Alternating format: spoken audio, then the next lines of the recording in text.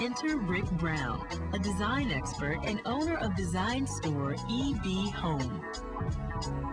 He will help James and Angelique put the finishing touches on their dining room.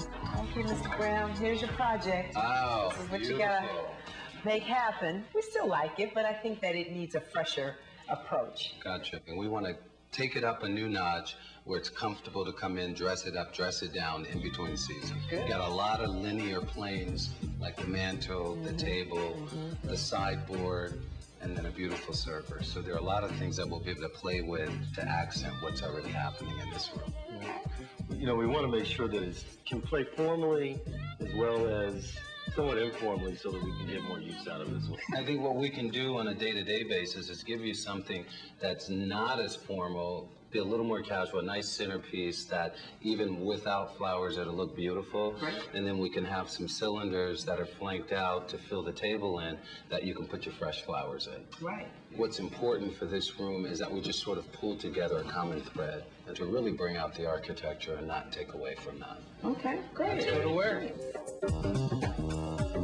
We're looking for some candles, maybe a vase or two. The color theme is black, white, and glass. But this will work. Nice little clean, simple. Yes, how can I help you? Or some lamps for a sideboard. That's it. You have two? That's it.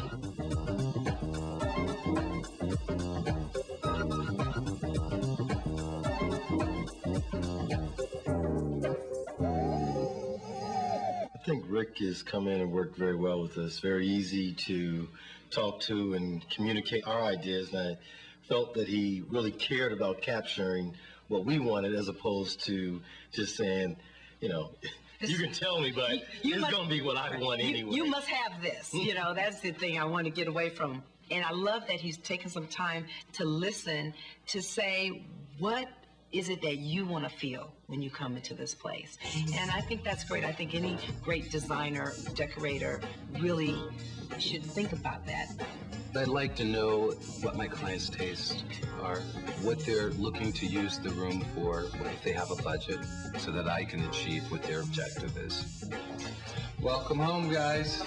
Oh, Rick, this is great. Great job. Great job. Yes, I love it. I love it. It looks great. We're going to have a party? I think so. Hey!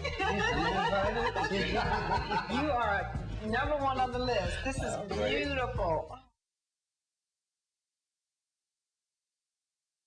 As for furnishings, All right, Rick.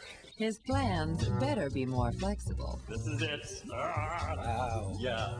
Perfect. If I have only one friend over, two friends over, I don't want to feel as though if I'm sitting on the couch, they're all the way on the other side of the room. But then it also needs to be enough so that when I have my family here for Thanksgiving, there are going to be 20 people in the house. Okay, we don't have to nail the furniture in. We can actually pull it up closer to the fireplace when you want a more quaint filling, and then we can push it back when we need more space to entertain 10, 15 people. So let me show you a traditional setup. Coffee table here, two chairs here. Right. Very symmetrical, very balanced. Okay, so there are a couple of things that we could do. We could actually flank some chairs around the fireplace. So this could be one sitting configuration. The other thing we could do is have two chairs here. I like that. So this would take advantage of the views. I want people to come in and really be surprised, to be intrigued, and I want some people to absolutely hate it. It should be an expression. Yeah. And I think this is perfect. But who's going to buy all these chairs? So these are the chairs that I thought might work in that room for a couple of reasons. They're small, they're compact. This would be great. Are they comfortable? They're comfortable. I'll be the judge of that, sir. These also come in a variety of colors. Okay, well, speaking of color, I love color. I'm not afraid of color, but I also don't want it to seem like a box of crayons threw up all over the place. So, okay.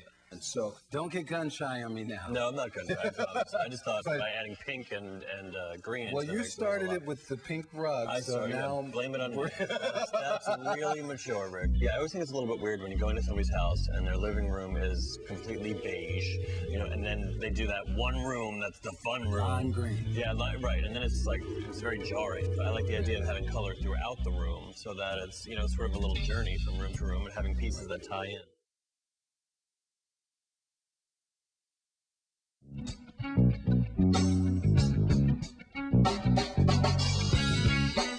Meet the Browns.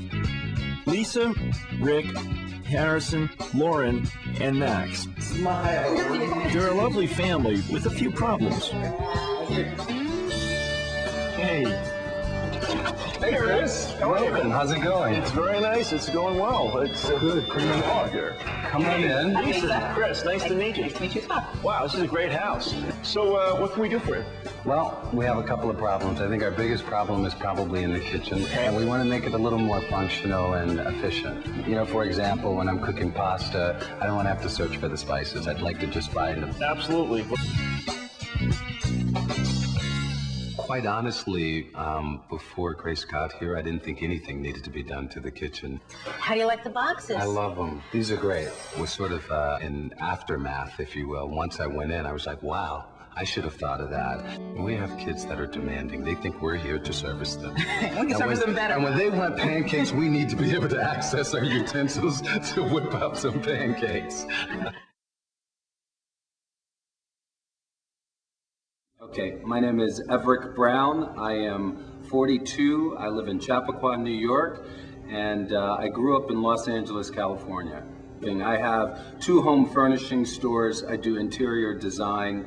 I cater to a very exclusive clientele in both Connecticut and New York. I enjoy color, textures, and space. I grew up in a household. My mother is a fashion designer by training. She's an artist today. She made jewelry for most of my life, so I was sort of exposed to the environment in one way or the other.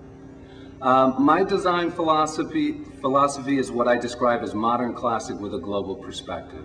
The global is basically any culture you can imagine. It can be African, it can be Asian, it can be Indonesian, Italian, Australian, whatever it might be. I think design sets a mood for people.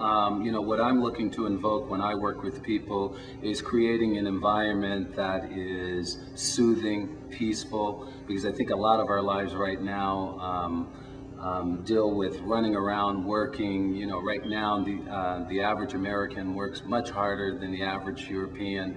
And at the end of the day, the goal is being able to go home and just relax and enjoy your environment. And quite honestly, I feel most people are inhibited about creating their own environments.